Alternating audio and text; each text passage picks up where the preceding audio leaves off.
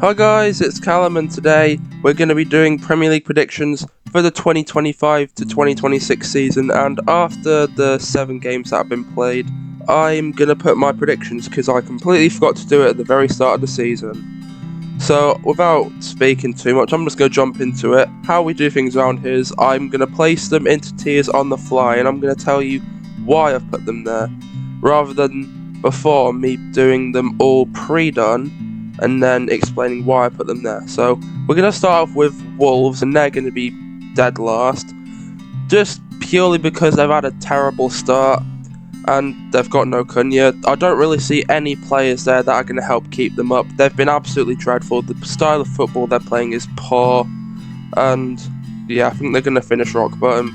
Sorry. Next we've got Burnley, who are going to be right next to Wolves.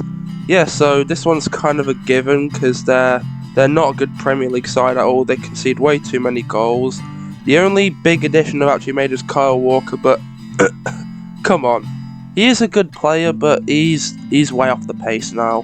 Burnley, 19th. Next up in the list, we've got Forest, who I'm going to put 18th. Yeah, I'm sorry, the managers have absolutely ruined Forest's chances of going anywhere. Nuno was the manager for them. He got sacked for speaking his mind. The owner should have just swallowed his pride and said, he's bringing me results, I'm going to keep him here. Oh, but no, they see a bit of personality, get out, we're bringing in Big Ange. And that's probably the worst mistake the ownership's ever made, because Ange has had no wins in 7. Yay! But yeah, I feel for all the Forest fans. I feel so bad. I was actually willing to put you before the whole Ange thing. I was actually going to put you 5th to 8th or 2nd to 4th, because you are actually a really good side when you had Nuno. But now, yeah, you're just pants. Moving on to lower mid-table, we're going to start with Brentford. Yeah, I was tempted to put Brentford in the relegation zone, but I think they're going to do what the Bees do best and just barely scrape by. I mean, yeah, they've had some big losses. No Thomas Frank anymore. No more Mbeumo. No more Wissa. I'm pretty sure they wasted all the money on a midfielder, which was not needed when both the attackers went. And yeah, that's about it really with Brentford. Not much to cover about them. Now we've got the new West Ham, which I'm going to put in 16th. The reason I'm putting West Ham in here instead of like relegation, because I think they've had kind of an unlucky start. They've had a few hard games, but we'll admit there are some games where they have been terrible, but they were under Potter.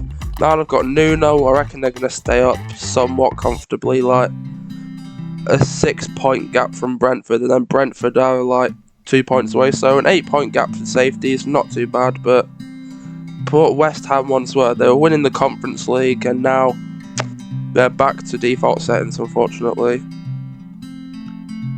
Next, we're going with a surprise one to stay up. It is Leeds, and I'm going to put them, of course, in 15th.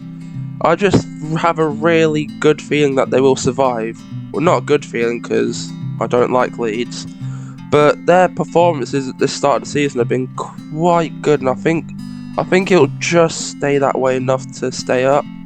They'll probably be like a point ahead of West Ham, 9 points from safety. Not too shabby at all for coming back into the Prem season, and I think they're going to stay in the Prem for at least another 2 seasons. Next we've got Fulham, and they are going 14th. The thing with Fulham, they seem really good on paper, but as time's gone on, they have deteriorated like an old person, which is a good way to describe their squad. It's a bunch of ex-superstars getting older, and they really needed some good reinforcements. But I haven't really seen any big arrivals at Fulham that I know of. So yeah, they're just surviving lower mid-table with an aging squad. Is what it is. Next, this is probably going to be a storm of the teacup. It's Brighton in 13th. Now, the thing about Brighton, I feel like everyone likes Brighton. Everyone thinks that they're going to do well, but we all expect them to do well, but then the last few seasons they haven't really performed at all, really. Their squad is really good, and I'm surprised they haven't got more from out of it. They could have, got 5th Europa League. Could have even got Conference League, but no, it's just not great. They've had a poor start to the season as well. I see their squad slowing down. Next, we've got Manchester United. Yeah, I genuinely think they are going to get 12th.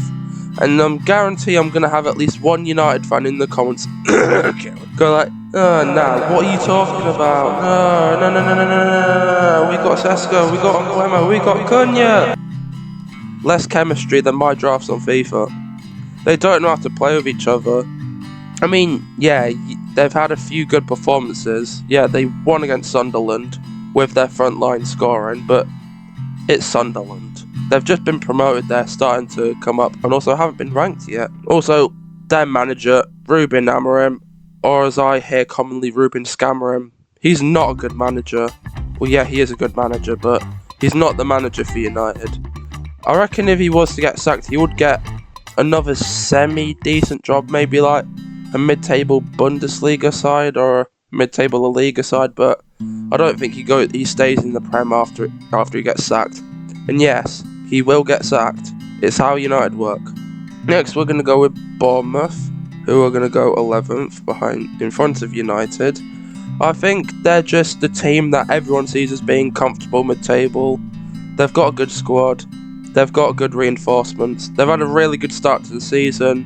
I don't think it's going to last. They're going to stay comfortably in mid-table, receive a decent amount of payment from Premier League money, and next year probably come in Europa Conference League.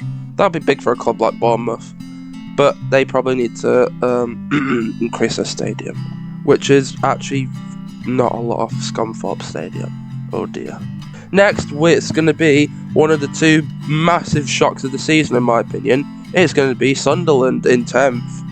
Yes, I know. I don't know why I'm doing this either. I just really want to see a recently promoted side succeed and stay in a comfortable spot and just prove that the Prem is a lot more surprising than you think, because you know how everyone would have seen the start of the season. They would have said Sunderland, Burnley and Leeds bottom, and that's exactly how it would have gone for most people. But from the start of the season, I know at least one's going to survive. In my predictions, I'm doing 2 to survive, but 1 doing a lot better than the others. Also, keep in mind, they've had a really good transfer window. Every time I saw them spend a bunch of money, like for example on Jack, I'm like, they're not going to do it again. Then I look in the news, Brian Brobby, 25-30 mil. I was like, wow, they're surely going to stop there. Oh no, they've signed someone else. So yeah, with the transfer window and how they're starting the season, if they keep it going, they're definitely going to get a comfortable mid-table. And I reckon they're going to start to become a dark horse favourite. Next, we've got Aston Villa, who is going in 9th. They've had a bad start to the season, there's no denying that. Unai Emery looks a bit clueless when it comes to scoring goals at the moment. They've had a poor start, of course. And if it continues like this, I can see it being the beginning of the end for Unai Emery, unfortunately, which I don't want to see. And it goes back to when Arsenal had Unai Emery. I think we put him out too quick.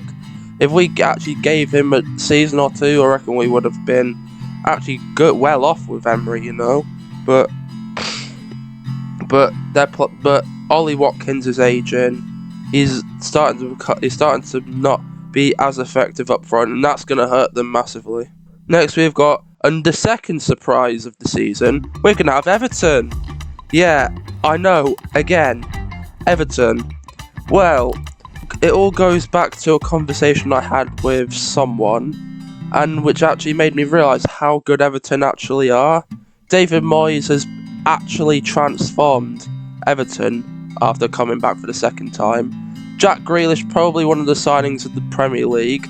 He's been absolutely amazing for them. He's already got a Premier League Player of the Month award, which is a massive feat for an Everton player. Just having a player on hand that you know is playing like they're at their best again, especially someone as talented as Jack Grealish, yeah, you're definitely on course for a good few seasons. I don't think they're finished there. I reckon in January they sign a few more big players on loan, which I've heard about Gabriel Jesus potentially going there, depends if he gets injured again. Next we're going to go to Newcastle, who have been noticeably slipping down the ladder a little bit compared to what they were a few years ago, because you remember a little while ago they were getting Champions League football, they were doing well.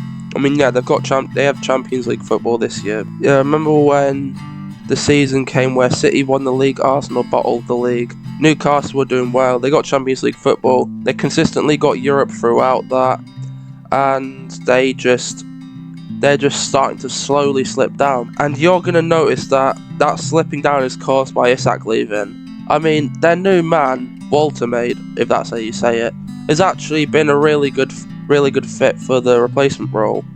And I think he will bag at least 15 this season, which is good for a Newcastle player, I really do. Here's where it starts getting more predictable, less predictable, who knows, but we're going with Tottenham in 6th.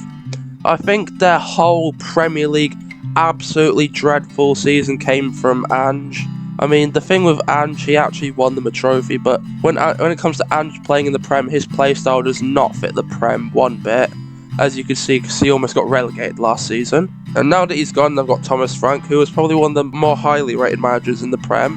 And they've had a great window as well. Gary Simmons, one of the big ones they've had. And yeah, I feel like they're going to be in a much better spot than last season. Plus, they've got Champions League football, so that gives them a lot of leeway in the summer transfer window. Fifth, it is going to be Palace. They've had an absolutely amazing start to the season. All those games unbeaten, broken by Everton. But yeah, having the nerve to go toe-to-toe with Liverpool and winning. Yeah, it's just mad to think. I think they might keep it up. Glasner's such a good coach. I'd take him at Arsenal, of course, but not yet. I've heard that Glasner's contract is nearing the end. Whether he extends or not is something that's not known yet, but as it stands, I think they're going to do very well. They're going to get Europa League football, and I think they'll be just fine. Here we get into the top 4, and we're starting off with Chelsea, who I think are going to do the same as last year. They're going to have a not very good start to the season, then they're going to do what they usually do, gather up all the small wins, and it'll be enough to get them top 4. And let's just not forget, their squad depth is absolutely ridiculous, so injuries don't matter that much. You could see that when they faced Liverpool, even when they had a lot of injuries, they still somehow won because they're like an army barracks. You shoot down 2 soldiers, another 4 come in. Third is going to be a surprising one, Liverpool. They had a good start to the season, and right after losing their first game, their morale's gone down the toilet, lost 3 games in a row. 2 of which they should have at least got a draw in, and you can see their attack does not look effective at all. Isak has absolutely no chemistry with the squad. Mo Salah has no clue which team he's in. The only player at the front line that seems to be scoring is Gakpo, and even games where he scores, he's looked like a headless chicken at times. And I think that will end up catching up to him. Also, let's just realise that Slot's actually made a bit of a mistake in bringing in all these new players to mess up the chemistry. I mean, yeah, of course, if you're a manager, you're going to want to do your own squad and make like your own personal stamp on it, but it's just leading to your downfall. You could have gone for a second Premier League title, but you needed to change something that wasn't broken. Why? And here we go down to the last 2. Arsenal versus City. I don't think I've done this in a Premier League prediction before, but yes. Arsenal are going to win the league. I'm not saying this because I'm an Arsenal fan. Well, yes, I am an Arsenal fan, but it's just not because of that. I think City don't have the squad anymore.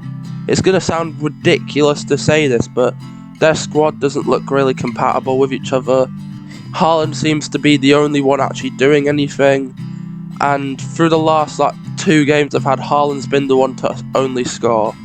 I mean, yeah, strikers are supposed to score, but him being the only one bailing them out is not a good sign, and that's exactly why I put him in second. Arsenal,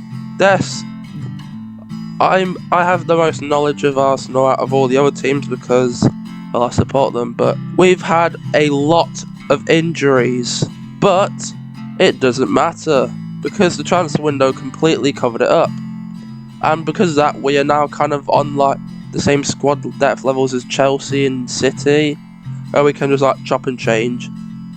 If Gyökeres gets injured, bring in Havertz. We can't right now because Havertz is injured, but that's beside the point. If Odegaard gets injured, bring in Ethan Nwaneri or Eze. If Rice or Zubimendi gets injured, bring in Norgard.